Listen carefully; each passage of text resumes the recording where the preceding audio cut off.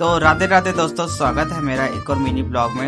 ये थोड़ा लेट हो गया है। हम मेरी मौसी और आ रखे थे, तो मैं उनको घुमाने के लिए ऋषिकेश लेके गया था। तो ये हमारा मोतीचूर रेलवे स्टेशन है, क्योंकि ऑटो तो इतनी ज़्यादा भीड़ थी और हम संडे वाले दिन गए थे तो कुछ ज़्यादा ही भीड़ थी।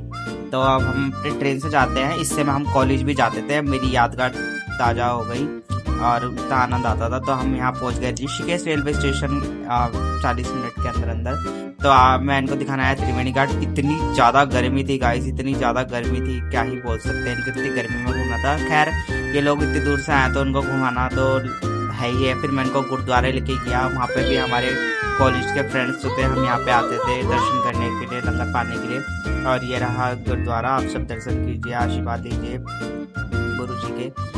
दैन उसके बाद हमने थोड़ा सा यहाँ बैठ के थोड़ा ध्यान लगाया। ध्यान लगाने के बाद फिर मैं उनको ले गया नीचे की ओर, जहाँ पे मतलब जो उनके साथ मुगलों ने जो करतूतें करी थी, उनका वो सब यहाँ पे दृश्य दिखाया गया है। तो ये सब देख रहे थे और इसके दांत तो ऐसे थे भूत जैसे, तो होते भी एक्चुअल में यार, ये भूत ही होते हैं। फिर उनको गर्मी इतनी ज़्यादा लग गई थी और इनको हमने आइसक्रीम खिलाई। मैं नहीं खाया क्योंकि मेरा गला बहुत ज़्यादा ख़राब हो चुका था और पता नहीं मेरी तबीयत ख़राब हो गई थी। फिर हम इस्कॉन गए तो इस्कॉन अभी बंद था, दोपहर का टाइम हो रहा था, तो उनको मैं जानकी सेतु लेके चला गया।